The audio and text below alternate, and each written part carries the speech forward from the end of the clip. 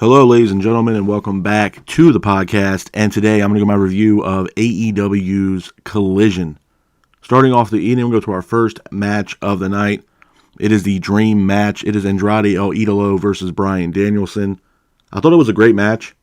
Back and forth matchup between Andrade and Danielson, with Andrade and Danielson both exchanging in the middle of the ring. Danielson then hits a running knee off the apron, taking out Andrade. Danielson was trying to keep the pace of the match, but Andrade hits a flying elbow on Danielson. Andrade then hits a springboard dropkick, sending Bryan to the outside. Andrade then hits a moonsault to the outside, taking out Bryan Danielson. Danielson then gets up, lands multiple yes kicks on Andrade. Danielson then applies a label lock on Andrade, but Andrade quickly breaks the hold.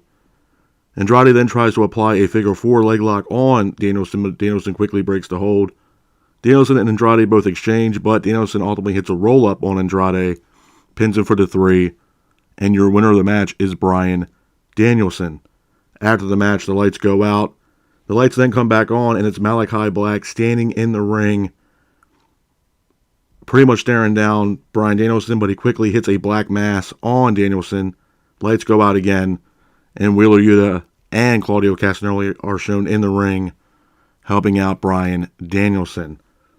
A couple things about this, man. Number one, this was a great match between Andrade and Bryan Danielson.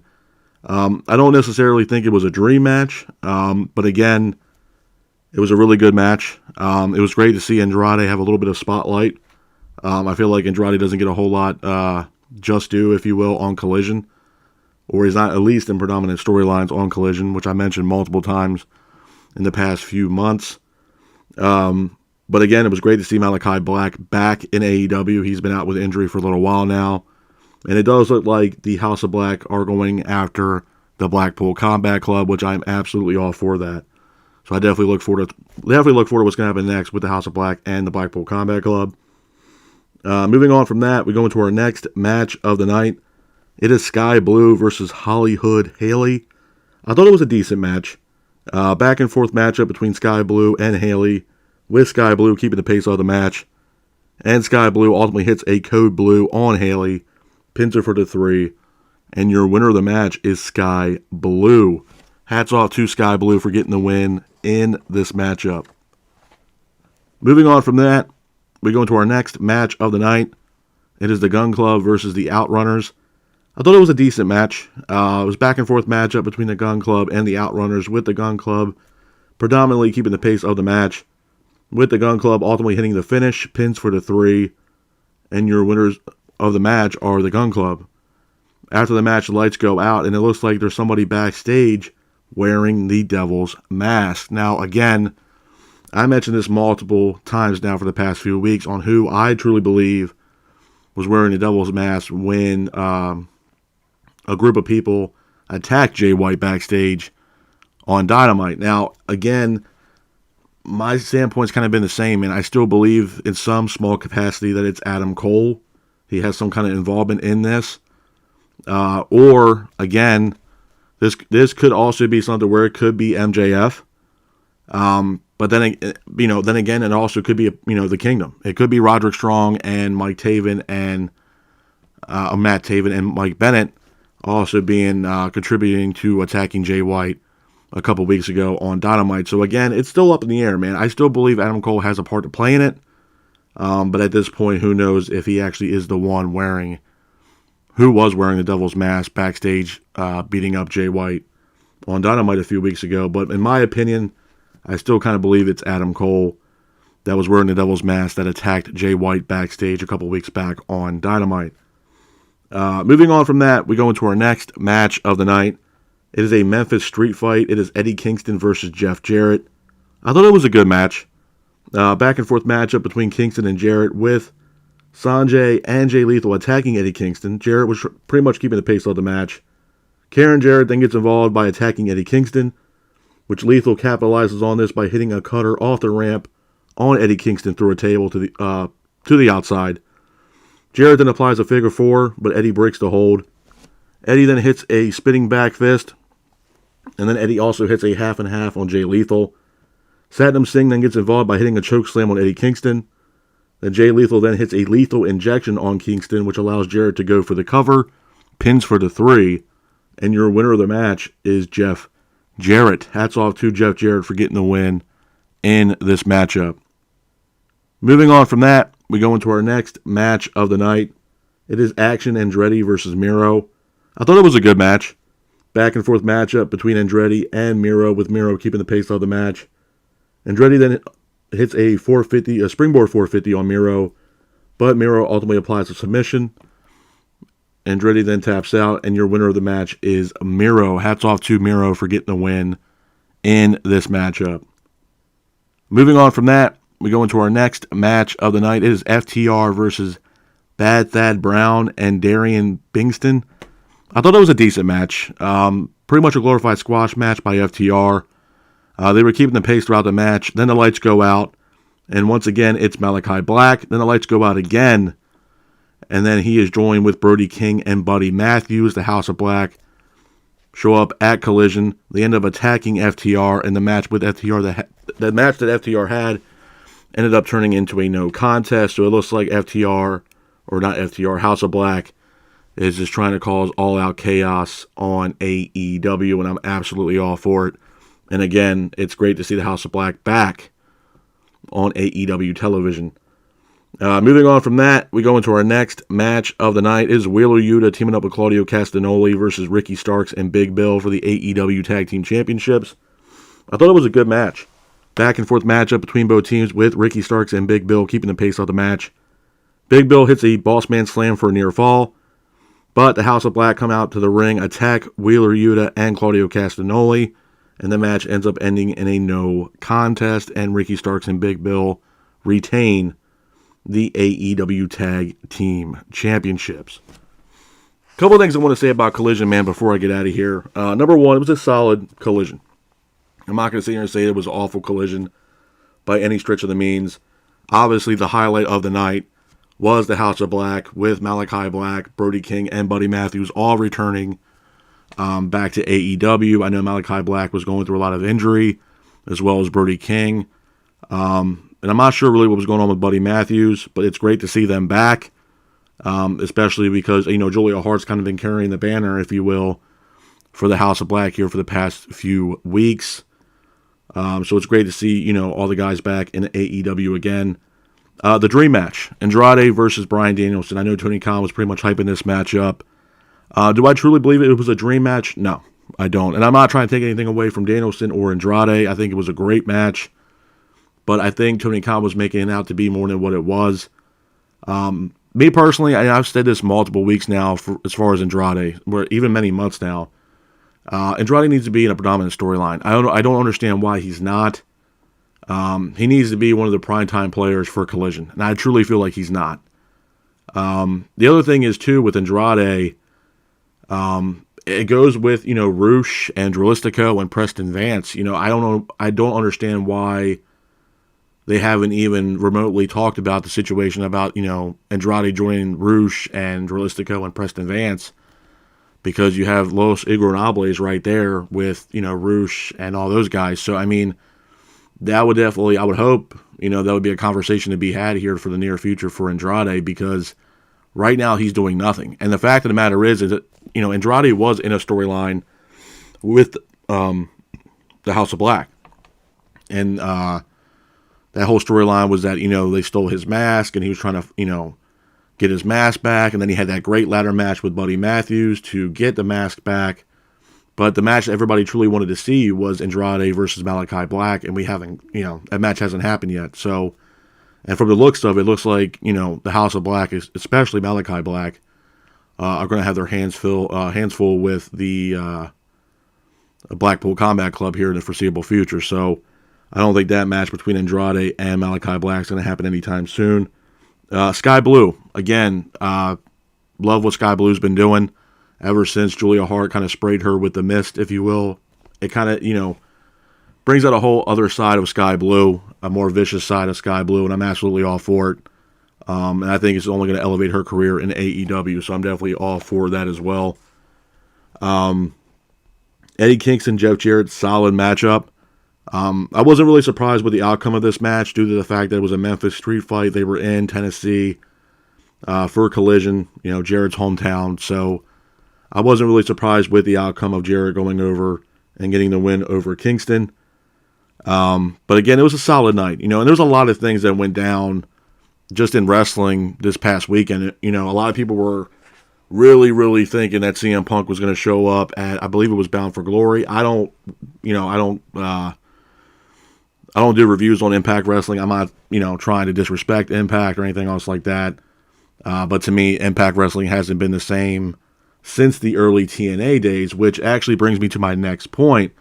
And a little side news that during the, I believe it was Bound for Glory pay-per-view, don't quote me on that, but I believe it was Bound for Glory this weekend, they had a vignette that was played, I believe, towards the end of the show with Scott D'Amore and some of the other talent that's a part of TNA, like Jordan Grace, Eddie Edwards, Eric Young, Frankie Kazarian, just to name a couple that were a part of this vignette. And in the vignette, there's a lot. They're like walking through the woods, and all of a sudden, all these superstars in the woods, and they're talking about, trying to bring back the old days, if you will, of Impact Wrestling. Which I really didn't know where they were going with that at first, but then I think it was Josh Alexander who went to go down to open this crate up that they found in the middle of the woods, and on the crate it says TNA. Then they opened the crate up and had all these flashbacks of really, really great moments with, TNA wrestling and what TNA wrestling was all about in the glory days and stuff like that. And to be honest with y'all, man, I don't know what they're going to do and what Scott D'Amore is going to do with TNA. I believe it's a TNA name, if you will come back in January for Impact's or TNA's pay-per-view Hard to Kill, which I believe takes place in Las Vegas. I'm all for it. There's been a lot of speculation about it. I don't think they're bringing back the six-sided ring, which some people hated it, some people loved it. I thought it was cool, to be honest with you, because it was different. It brought a whole different dynamic into pro wrestling because no one really seen a six-sided ring before.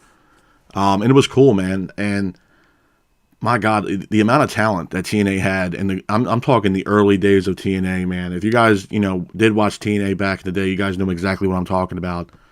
The names that walked through that door: AJ Styles, Bobby Roode, the whole Beer Money tag team, Bubba Ray Dudley and Devon, the Aces of Eight,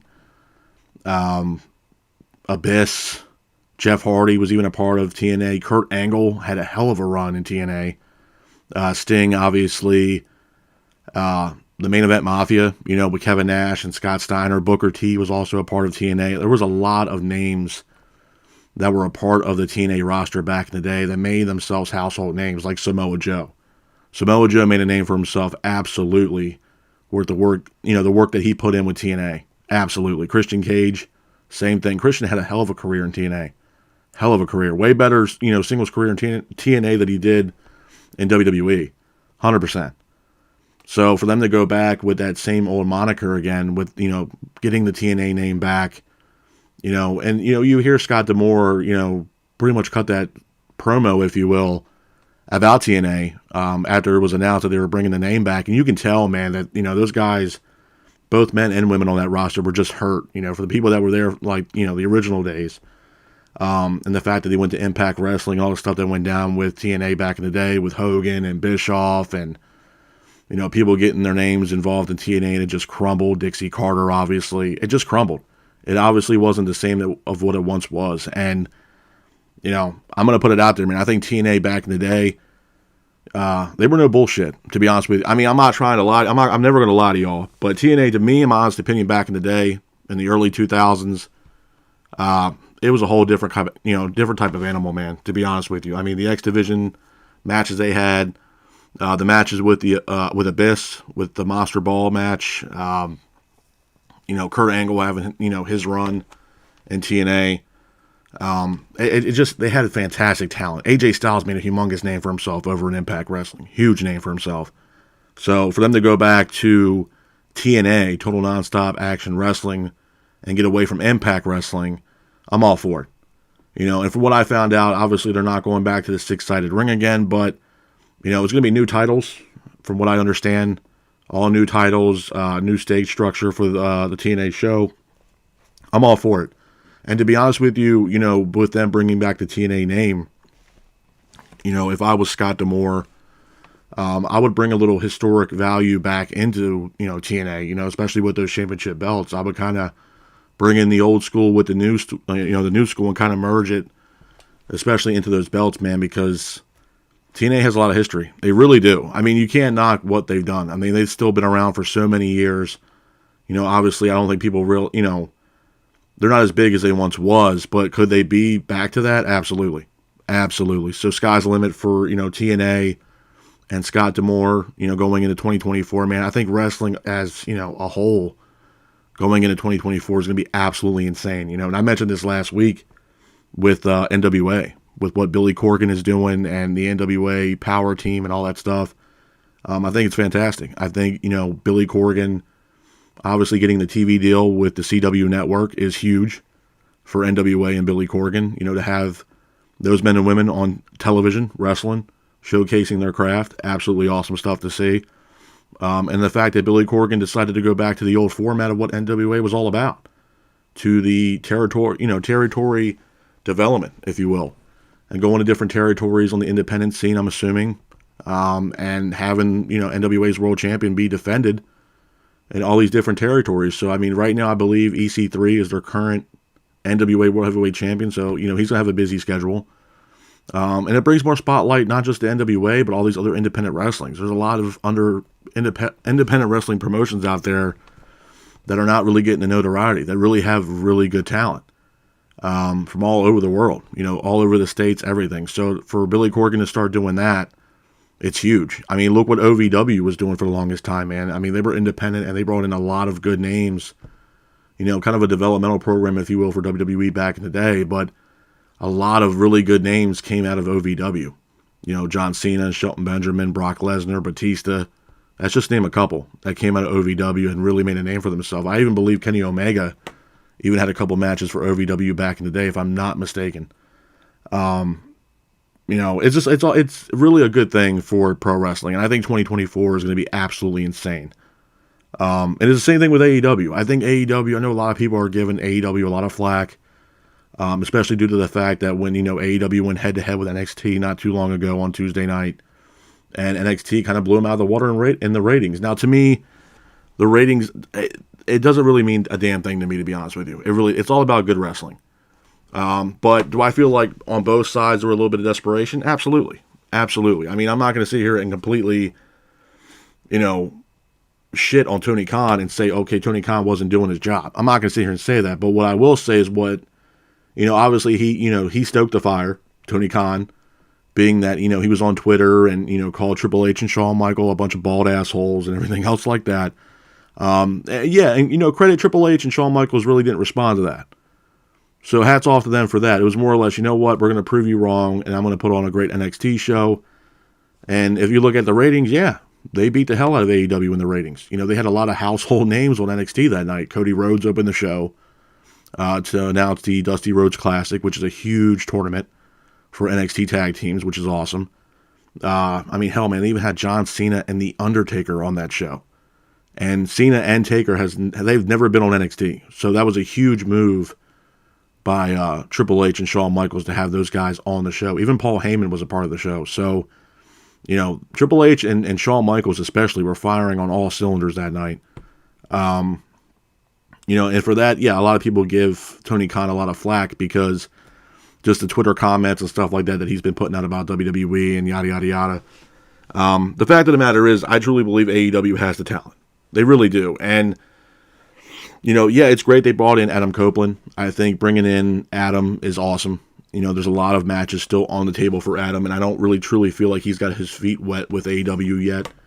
And there's just a lot of good matches for Adam Copeland in AEW, Kenny Omega, Darby, just to name a few. So, again, you can't put everything on Adam Copeland. He's one dude carrying an entire roster. It's not going to happen. But there's still a lot of free agents. I even heard that Sami Callihan, a former TNA Impact Wrestling talent who's a current free agent, was actually backstage during the Collision tapings not too long ago. So I don't know if Sami Callihan is interested or Tony Khan and AEW are interested in Sami Callihan, but he was also, like I said, backstage during the recent Collision taping. So, I mean, again, if Tony Khan and AEW can bring in Sami Callihan, it'd be a great addition to the roster. Absolutely. I would love nothing more to see Jon Moxley versus Sami Callihan in a no disqualification match. Or Eddie Kingston versus Sami Callihan. It sells itself. And I think people need to realize that. I mean, obviously, there's going to be a lot of free agents out there that, are going to either go to WWE or AEW. And right now, for what I understand, Triple H has full creative control right now over WWE once again. So, again, it's really appealing. Jade Cargill just went over there not too long ago. She's going to probably have her first match in Survivor Series. Obviously Cody Rhodes has been over to WWE now from AEW and doing his thing. So, it's bound to happen. Obviously a lot of, talent for WWE was let go, like Matt Riddle and Shelton Benjamin and stuff like that. I'm sure AEW are looking at those said talents to possibly, bring them into AEW and to bring them into the roster. I know a lot of people in AEW, and it's been heavily speculated that a lot of people are really intrigued and really want to bring in Shelton Benjamin. And to be honest with you, I'm not against that either. I think Shelton Benjamin would be great for AEW. He's a veteran in the locker room. He's well respected, great athlete. And if I was Shelton Benjamin or if I was Tony Khan creatively, the best way I would bring in Shelton Benjamin is I put him in the Blackpool Combat Club with Danielson, Moxley, and Claudio Castagnoli as well as Wheeler Yuta. That's exactly how I would bring in Benjamin. Absolutely. Because Benjamin, the way the Blackpool Combat Club have their matches, a lot of it, I mean, I would say with Wheeler, Yuta, and especially Bryan Danielson, it's very technical. And I feel like Shelton Benjamin, whether he still can do it or not, can bring in a more high-flying aspect, if you will, to the Blackpool Combat Club. Because Jon Moxley, man, he's just a brute. And that guy's a brawler. You know what I mean? That's a guy that you see, like a Terry Funk. And again, that's high praise for Jon Moxley. Terry Funk's an absolute legend. Rest in peace to Terry Funk. But he has a lot of Terry Funk, mannerisms, if you will, when I look at Jon Moxley. And I think Jon Moxley is the new age Terry Funk or a Cactus Jack. I mean, it's really hard to argue against that. And it's a lot of, it's high praise for a guy like Jon Moxley, who has literally carried AEW on his back not once but twice, especially with all the bullshit, the whole Punk stuff, everything else. Jon Moxley has been that guy that has put this company on his back. So you got to give credit where credit's due, especially in Moxley's title reigns that he's had. Fantastic job. But all in all, Collision was a solid show. I'm not going to say it was the greatest Collision. There's still things that need to be worked on, obviously, but the biggest takeaway from Collision was, House of Black. The return of House of Black, Malachi Black, Brody King, Buddy Matthews, they're all healthy. They are back in AEW, and it looks like they have their, sights set on the Blackpool Combat Club, and I am absolutely all for it. Absolutely all for it. So who knows, man? We don't know where this is going to go with the House of Black and the Blackpool Combat Club. And the other biggest takeaway from, Collision was who in the hell was wearing that damn Devil's Mask that attacked Jay White backstage. Because it was, 4 of them? It was, obviously the person wearing the Devil's Mask and 3 other people that had attacked Jay White backstage. I think it was about a month ago on Dynamite, a couple weeks ago. So who in the hell was wearing that Devil's Mask? And I think, we're starting to get close to figuring out who that was. It could it could be MJF, but if that's the case, who were the other 3 people that were helping MJF beat up Jay White? Now, another thing to think about, and I really want y'all to think about this, and I mentioned this last week, Jay White and the Gun Club and Juice Robinson, especially Jay White, had told MJF, if they, obviously if they want to fight before full gear, they will do it in a tag team matchup if MJF has any friends in the back. Would this be something where this is a complete 360 and Roderick Strong and Matt Taven and Mike Bennett join MJF and MJF becomes one, if you will, with the Kingdom? Will MJF turn heel again? Or is it Adam Cole? Is Adam Cole going to turn heel on MJF and join Mike Bennett, Matt Taven, and Roderick Strong as the Kingdom? And Cole's going to turn his back on MJF, and this is one of the ways to do it. It's still yet to be seen, but it just makes for a hell of a storyline right now, man. And I said this last week, and I will reiterate this. I know last week on Dynamite, a lot of people were, trying to pick a fight with MJF, trying to go after the AEW World Championship, guys like Omega, and the other one being Wardlow. And I'm sorry, but, again, this might be a hot take, but Wardlow, he is on the short list to WWE. And I mentioned this multiple times. But him, Tony Schiavone trying to interview him on why he's back. And on his wrist tape, it says MJF. Buddy, you are out of that man's league. And we already been there, done that, and that shit did not work. You went from having a great storyline, and it was a phenomenal storyline between Wardlow and MJF. I'm not taking anything away from Wardlow in that storyline. It was great. And at that time, you couldn't. There was nothing you could do to Wardlow at that time. He was one of the best things going, the biggest babyface in AEW, because of how great of a heel MJF is. And you have Wardlow go over, and break away from MJF. And then after that, the first match you give this man is JD Drake. And I mentioned this multiple times to y'all, man. It was bullshit. That's what you're going to give him after this great storyline. I truly feel like Tony Khan and AEW really have no idea what to do with Wardlow. I don't want Wardlow going after MJF. I don't want Wardlow even touching the TNT Championship. It's not needed. They need to build off his character, trying to, figure out what the hell they're going to do with him, and then maybe a year or two down the line, maybe we'll talk about, Wardlow getting a title shot against MJF. He's just not ready. I'm sorry. He's not ready, and Wardlow needs to stay away from MJF, and he needs to stay the hell away from the TNT Championship. Bottom line. It's just not needed. Nobody wants to see it, and we're all getting tired of Wardlow, to be honest with you. In my opinion. It's just a done deal. But besides all that, solid night for Collision. And again, I look forward to what's going to happen next week for Collision. Obviously, Dynamite coming up, in a couple days. It's going to be a solid Dynamite. I heard Okada is actually going to be on Dynamite this week, teaming up with Orange Cassidy. Definitely excited to see that. I have no idea why Okada is there, but it is rumored that Okada will be on Dynamite this week, so I'm definitely looking forward to that. But with that being said, this is my review of AEW's Collision. I hope you guys are out there staying safe. Be careful, and remember, stay classic. Peace.